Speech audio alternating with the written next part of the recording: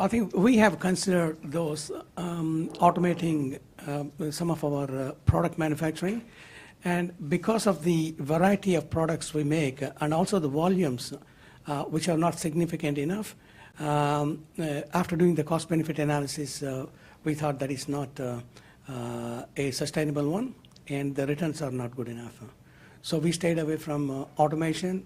And basically, the remanufacturing is completely reliant to about 80% on the human judgment. And we do have certain electronic and mechanical guides to measure the quality of items. But predominantly, it is done manually, which is quite different to what was done by our parent company in Japan. They use a different methodology, and everything has got to be measured and everything has got to be quantified. But the end result, when we see what is quality, quality is what is acceptable to the customer, right? So when you go through that philosophy, we are 180 degrees apart, but yet we don't have as many complaints as we think is not acceptable. So we have a thing called FOR, faulty on receipt tracking. So we are currently running around 99.8% of the parts is good. However, the Japanese think they talk in Six Sigma, and is that what a customer really want? Okay, so you got to make a judgment, and our judgment for the Australian market is that it is working good, and still we are comfortable using human judgment in 80% of the case in our remanufactured products. All these products, after manufacturing, every item is certified, like the big modules. We test and guarantee that, and if it goes below the expected target life, we replace the part. Okay. So to answer your question, started from the robotics, this is not a suitable area for application in our industry. When we had our students, MGSM students, go for a tour at Fuji Xerox, they were pretty shocked because them and I thought we're going to go there and everything is going to be robotics and everything, you know, all the cards are going to be cleaned by machines, and there were just, you know, people doing everything. And what was really remarkable is to see how engaged they were. And when I met with my students the following day and I said, what did you find remarkable about the tour? We went to a few companies. We also went to Woolworths and to Optus. And I said, there was this lady in Fuji Xerox, and she was cleaning carton boxes that can be reused. It would have been so easy to just toss them away and make new ones. And she did it so lovingly because she felt like she's doing something that's good for, you know, a greater cause. To see her engagement, because not of what she did, but why she did it, was really remarkable. And that really stayed with us, to see how people are engaged in doing something that in some places were really considered simple jobs, but they absolutely loved, and how proud every employee was to tell us about Fuji Xerox. Steve, do you want to relate a little bit to that on the employee engagement part? Yeah, I think I probably do that. Look, I think it's a really interesting question, you know, because it's not just kind of AI and automation and robots and stuff. It's also things like 3D printing and more advanced manufacturing technologies and so on. I think you'd have to say that it gave a shout for relocalization of manufacturing. And you'd have to say localization of manufacturing should help avoid some of the vulnerabilities in relation particularly to human rights and labour issues. So, and perhaps also environmental issues, to kind of more heavily legislated and enforced legislation context. So you'd have to hold out some hope, I think, that the direction of travel in fundamental operations technologies, let's call them, is providing, you know, where labour costs become less important in the whole process, then there's less of a reason to further offshore and more of a reason potentially to localise, particularly if transport costs are high. So you'd have to think that there was a fighting chance of more local manufacturing, I think. I guess a quick example of that, I'll just jump in. There's two examples I can think of, not from our own company. So in Australia, we're just a sales and service arm. But I heard the other day Adidas is looking to go from like concept to full product in about 6 weeks with these really specialised, localised hubs that is kind of made from 3D, some form of 3D or, you know, robotic concept. And so it's kind of, there's this new trend now back towards, well, this can be made in your city or your neighbourhood, but I guess adding that human rights dimension to it is we need to remember that that now is there for a machine doing it and you've not like paying a workforce to do it. So there's estimates in Bangladesh that kind of, which 80% of the exports kind of GDP is garments, that sector will be replaced, you know, within the next 10 years, a lot of it by machines. And so, you know, what's happening to the millions of workers in that sector. Can I add a bit? So a little bit on this, you know, the tendency is to look for a cheap labor overseas and then shut this and move all the manufacturing overseas. I think that's the general trend.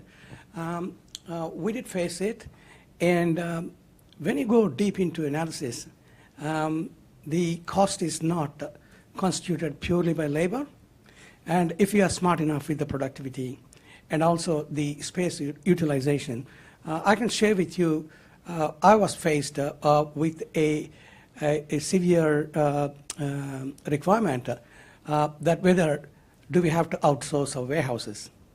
And my argument was that a warehouse cost is not constituted just by the labor, because the labor is quite expensive. We pay at least 30 to 40% more than a contract labor paid by the big distributions and multinationals. And our thing is that we have compacted more material in the same square footage with a smart design. Like those who are familiar with the warehousing, you know that a double deep racking system, and we have increased the height by 50%. So what it did was that our competitors, let's say, who are in the business of logistics, they got to have a flexibility, because today one customer will be there, tomorrow he will move out. For example, iPhone, you start there and then they move to another supplier. They cannot design a warehouse to match with the individual customer. It will be a standard design, whereas we can design to suit ours. So depending on the volume of the product, certain things can be compacted using a double deep racking. So in this process, what it did was that we were able to double the pallets per square meter compared to our competitors. So if your cost, fixed cost is about 50% or 70% of the cost of your operation, and you have saved significantly there. And that's how we used to think that if we do our calculations, analysis properly, we might be able to retain a lot of industry back in here. And we faced the situation with every business is going through the cycles like a downturn. And when we had a downturn, a lot of staff were very keen to have the job. Some of them are youngsters who haven't settled down well in their life. I said, okay, things can be guaranteed, provided we take up more activities. The way we addressed that was multi-skilling the staff.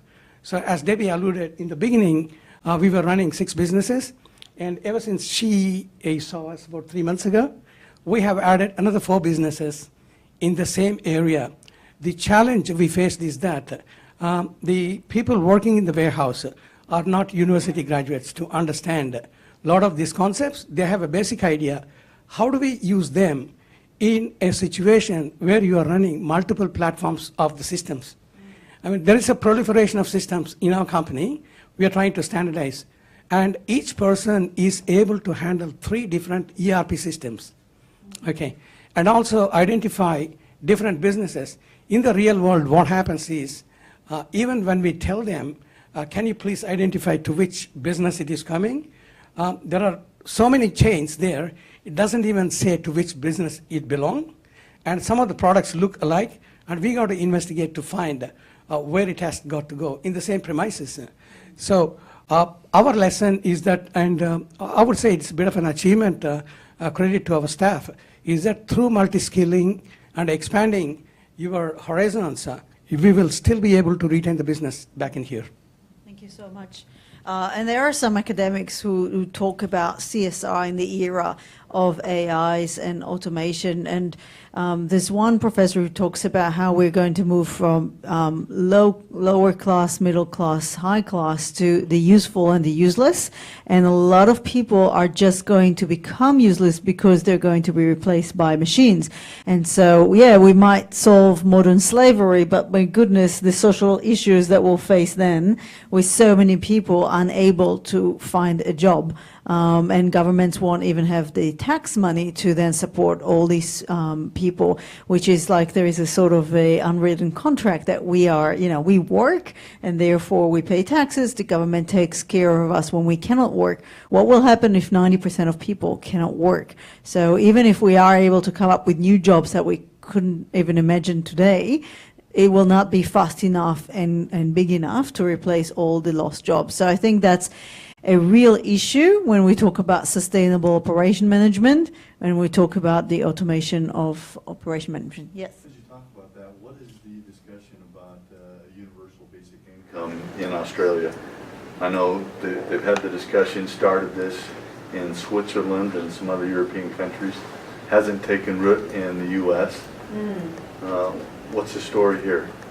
Bill Gates advocates that we change our tax structure so that we tax companies based on their use of AI and robots. Yes. So on a robotic head, we earn our taxes.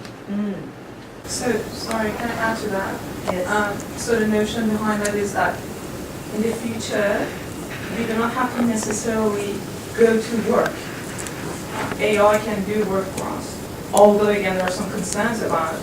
All right, so if the AI has got feelings, how do we, I don't know if you have seen the Westworld series, but how do you make sure that you treat AI also ethically? So that's another issue. But the thing here is that we're thinking about, we have AI, we have another workforce helping us to have a minimum welfare for everyone, not necessarily in Australia or the United States, but in developing countries as well. So that is one debate that is, I think, is pretty exciting. If we have AI who could provide that social welfare for us, then we can do that. That's another way of looking at it. But another aspect of it is that, okay, so you have AI and you have 3D printing, you customize the production within the United States, within, for example, Australia, if we have any production left by them, then you'll say that, all right, so what are the jobs of people who are being enslaved but who have a minimum wage at least? Yeah. So that's another way of looking at it. So. I think Norma is tweeting, robots are going to take over the world, #POMS 2017. Yes. I think we went through this exercise probably 20, 25 years ago with essentially the proliferation of the personal computers. We thought at the time, if you guys, some of you are old enough to remember, we thought the world is ending because the computers are going to take over and what are we going to do with the human beings? And at the end of the day, we are very resilient and very innovative as human beings. And yeah, some people are going to be hurt for the short term, but there's going to be other jobs. Who knows what the next job is going to be. Let's remain optimistic. But I think that's usually, we go through these cycles every 20, 30 years, and it's going to work out. Excellent questions. Any other questions? Yeah, sort of a question, a bit of an observation as well. Last year I was fortunate to spend some weeks in southern India looking at garment manufacturing.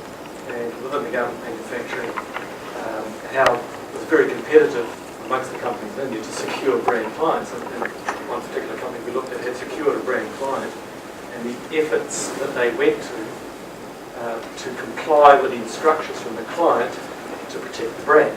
And it was very simple in that if they produced garments that didn't comply, they didn't get paid. And if that went on past a certain point, they got fined. So if you're wanting to influence behaviour, it can actually be quite simple at a certain level.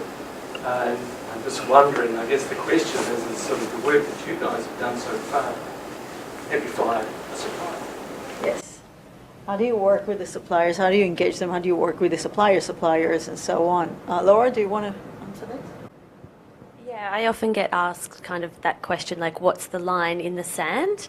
And unfortunately, my response is usually unsatisfactory to most, which is along the lines of it's nearly a case-by-case basis with suppliers, with a whole raft of different kind of inputs into what that decision looks like. But effectively, kind of the theory is to the best of your ability, you work with the supplier. So this is from the human rights, modern slavery lens, is if you find child labour, you don't cut that supplier and move to another supplier, because you're actually, from a rights-based lens, it's not the best response for that, the child, presumably the other children and the workers in that supply chain. So it's to work with the supplier to understand what are the conditions in which the children, why have they ended up there, are there labour shortages? Obviously there's a situation of poverty in the no one actively sends their child to work in a factory unless there's a situation at home. So, I mean, the theoretical answer is to the best of your ability, you work with the supplier, and that's kind of the corrective action. But then, after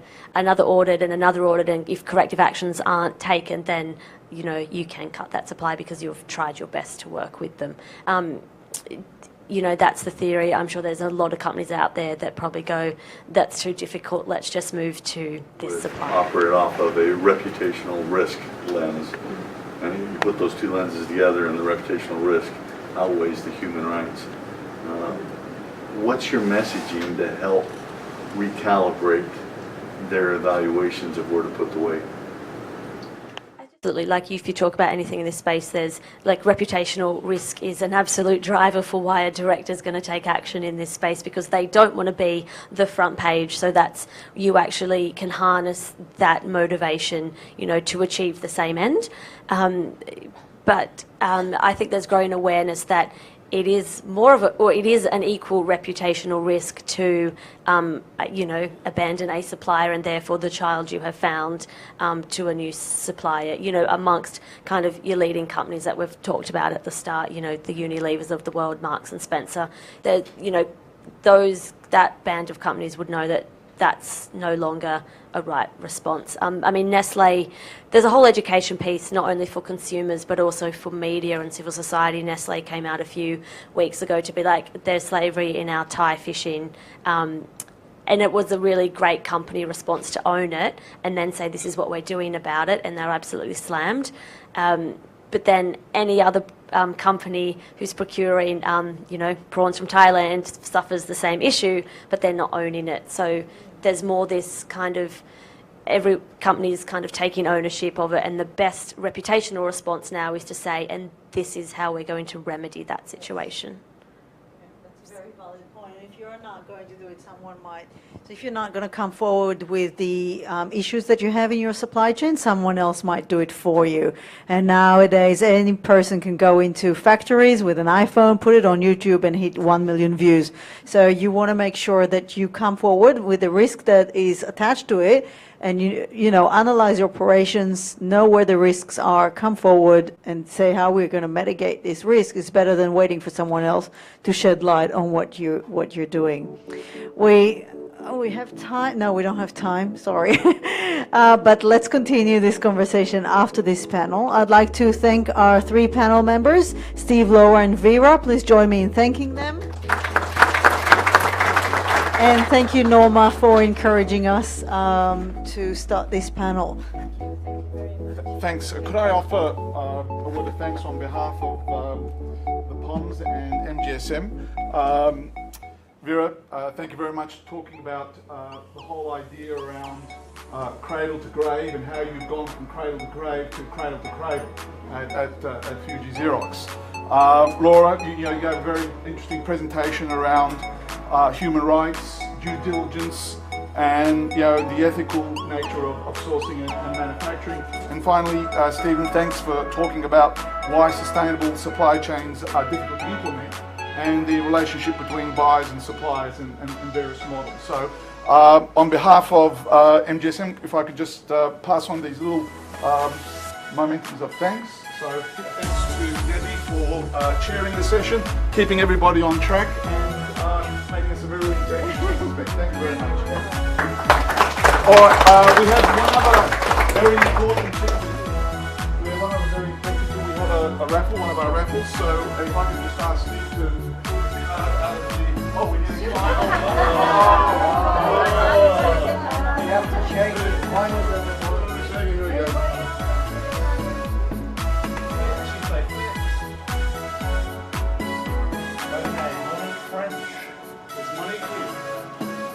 What? Are they going to be here? I shake it. I shake Okay, okay. Ravi, second name I'm not going to pronounce. Is that Ravi? No, not yet. Oh, yeah. Oh, Ravi. All right, here we go. See if I can get it.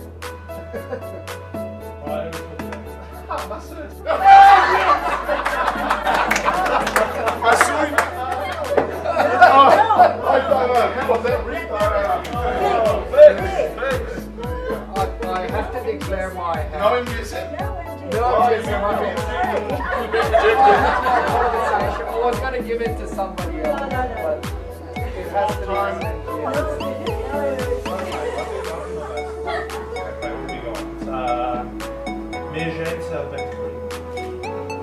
No, okay. Oh, yeah, one more. Keep going. Keep going. Okay, there's a limit. There's a limit. There's a limit. Just take it. We've got so many here who want it. Gayam Prakash. Oh, yeah. No, but can I bring a few cups and be open? Yeah, all Before this the thing. Okay, Ashin Mansouri. Action was here, I can. Yeah, you Somebody should cheat and say, yeah, it's me. Sam Kirshner.